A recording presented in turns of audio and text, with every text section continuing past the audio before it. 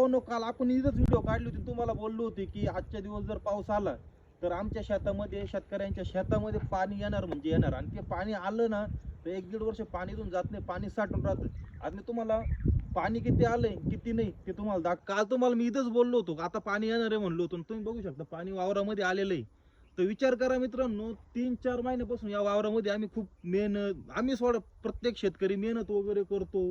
आणि कपाशीच बघा, तुम्हाला कम से कम 1 महिन्यानंतर कापूस आला असता, पण आता पावसाने सगळी वाट लावून टाकलेली आहे.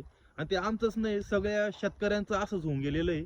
आणि हे जे पाणी आहे ना भावांनो, आता तुम्ही बघू शकता इकडे चढ आहे आणि इकडून पाणी आलेलं आहे.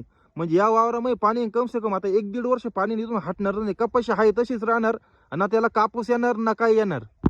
तर तुम्ही बघू शकता, ही आमची कपाशी, आमची स्वतःची कपाशी. त्या दिवशी आपण त्याच्यात फवारा मारला होता 3-4 दिवसापूर्वी, तुम्ही व्हिडिओ बघू शकता.